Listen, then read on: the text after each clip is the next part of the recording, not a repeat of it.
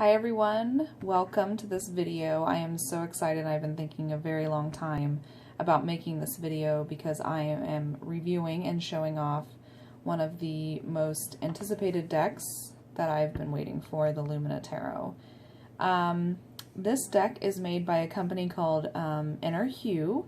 It is one gal, maybe a few other people, but Inner Hue, I believe her name's Lauren, worked with an artist, and they made this wonderful tarot deck. You may have already seen it out there. It kind of rivals the Wild Unknown. It's kind of very colorful, very modern, or contemporary looking in terms of the people that are in the images and stuff. But what you cannot deny about looking at the pictures of this, and we will actually look at every single card in this deck, is that it just emanates a certain energy. It just makes you feel the power from each card. I really don't know how else to explain it. I know that the creator of the deck says something in her book about how it helps you to see your luminescence and the light that you put out into the world, and you can just feel something very positive about the deck. And just a quick personal anecdote: when I was looking through the cards the very first time, I kept smelling this very herbal smell, and I don't know, it could just be the card stock or the cardboard or something, but I eventually recognized that it smelled like sweetgrass to me. And if you know anything about sweetgrass, it's usually what you burn after you burn sage, if you're doing a Native American traditional smudging ceremony, or if you're just cleansing your space in general. If you use white sage, typically, and again in traditional ceremonies, Native Americans would use sweetgrass, and that would refill the space with positivity after you've cleansed all the negative or defunct or energy out of the space. Anywho, if this deck is emanating that much positivity to where it smells like sweetgrass, that's awesome. Anyway, so it's not an unboxing video because I've already opened it. I was just way too excited to see it. I also wanted to make sure that it was in good shape because it had been out traveling the world for a while. So this is a very nice sturdy box. On the back we get a quick peek at some of the cards. As you can see, much like the Wild Unknown, they'd use a lot of negative space for black and white, and then they would selectively use the color in the cards. So that's fun. Open it up. There you have the Inner Hue logo. Again, great use of color. If you take out the cards, and you have the elements. Again, great use of creative use of space, you know, using all parts of the box, branding it and all that. Okay, here are the card backs. It's that Inner Hue logo. Very simple, very classy, like I said, very contemporary. Now the cardstock is pretty good. Very thick.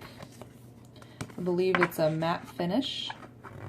What that does is reduces the glare and the glossiness of the cards, especially if you're going to be using them in pictures, if you're doing email readings for clients and stuff like that.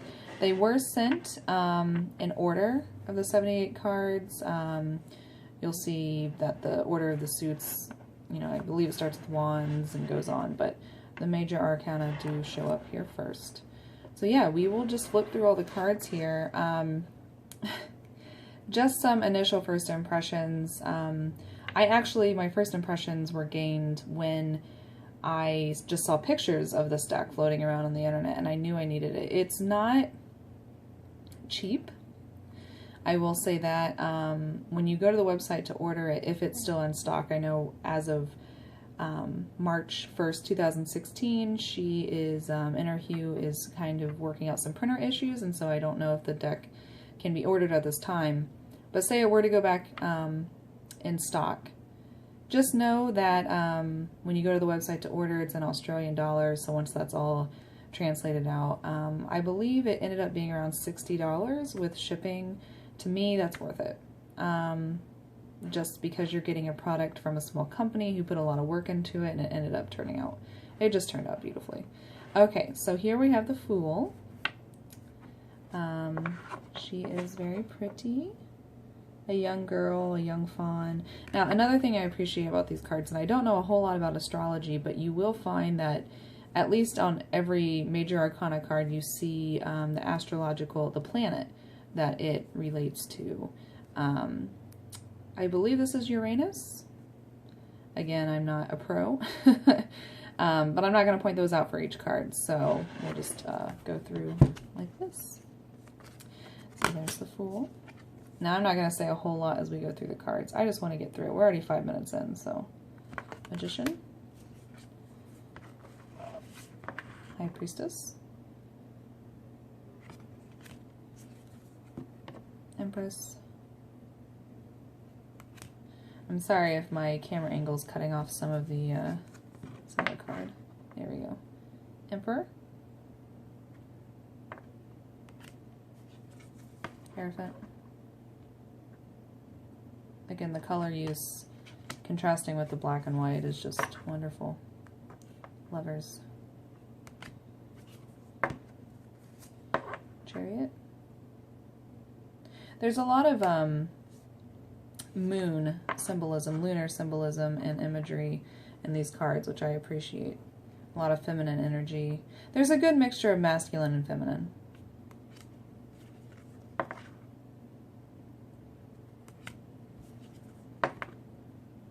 Wheel of Fortune.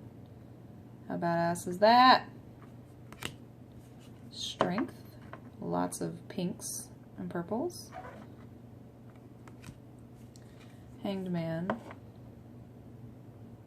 You're going to see some Kabbalah imagery. That's the Tree of Life. Also infinity symbol. You're going to see a lot of just random symbols thrown around. But, I mean, obviously if you look them up and research them or just happen to have a working knowledge, you'll know that it all kind of ties together. It's all the magic and alchemy here. Speaking of alchemy, Temperance. This is maybe one of the most interesting and cool death cards I've ever seen. I can't even tell what's going on here, and it just makes it that much cooler in my opinion. Kind of creepy. Tower. This deck is worth it, in my opinion, for the majors themselves. As we go through the minors, probably even more quickly than this. You'll notice they're more like pip cards. They don't have necessarily its own image or story to tell for each minor, like the Rider-Waite-Smith. It's more like we'll just show you 2 wands and maybe throw in a random animal or something. But you know what? To me, it works. The aces are really cool, actually. I like the Ace of Pentacles. I think maybe my favorite ace. And you'll see that. But see, here's an example. It doesn't show like the man with the 2 wands looking out. Or planning. I guess he has the globe, usually. But nonetheless, maybe not a beginner's deck. It's still really cool. Alright. Thought I would get this video under 10 minutes, but we'll see here. Not even halfway through the deck.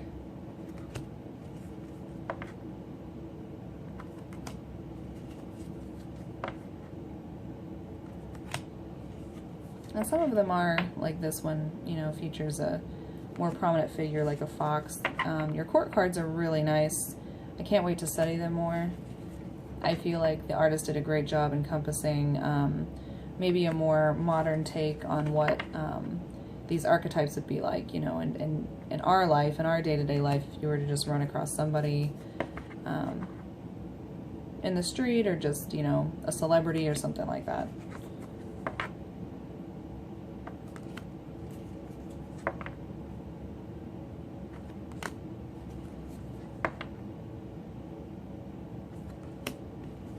We are in the cups. Try to put this out of the way a little bit. When this deck does dark and gloomy, it does dark and gloomy.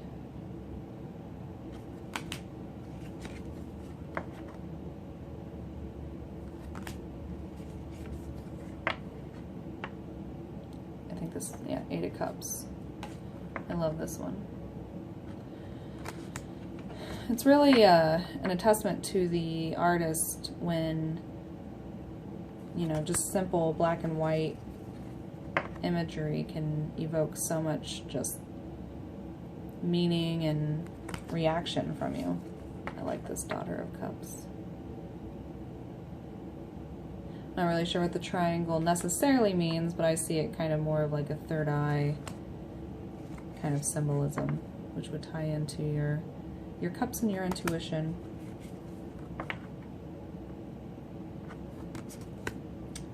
I'm not going to point them out. There were 2 very minor printing mistakes with my deck, but to be blunt here, I give no fucks about that. You know, the Inner Hue, Lauren, I believe her name is, had made a big statement on social media about her printing issues, and the poor gal, I can only imagine what it's like to go through all of that. So I'm not cutting her slack per se, I just understand. But honestly, 99.9% of the deck is just fucking, I'm sorry, I'm cursing a lot. It's fantastic. So there is absolutely no reason for me to complain. And I realize it was also out of her hands, the postal service issues that I had.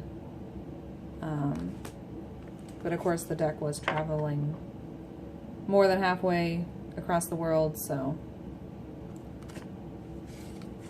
it got here. That's all that matters. Alright, guys. Wrapping up the swords. Look at that knight.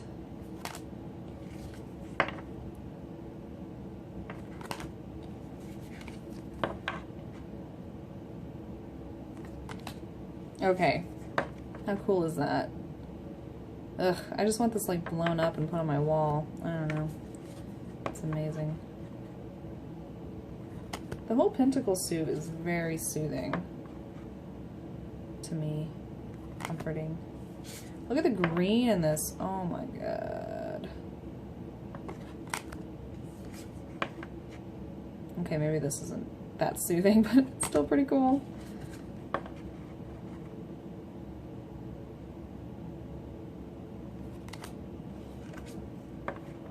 I love the moon phases at the top of this one. Each card does have a, there's a border to the cards, and it does have the copyright over to the side, and each card also spells out the number in the suit. So you're not going to have to be, like, reaching for that when you're doing a reading. It's kind of cool. Alright, we're getting down to the nitty-gritty. I'm going to do a very quick outro here. Excuse me, I'm getting a phone call. Just because this video is already long enough. But thank you guys so much for watching, and I hope that this review slash introduction to the deck did something. If anything, it was kind of promised by me, and I wanted to share this deck with you because I'm very excited. I probably actually won't buy any decks for a long time because this was such a, again, it's not about the money, but I just really, it's just a reminder to me that my decks do mean a lot to me, and I want to spend more time with them and get to know them more. So that's kind of my goal for the beginning here of 2016. So again, thanks so much for watching, and really check out the Lumina Tarot. I believe it has its own website, or its own page over at Inner Hue.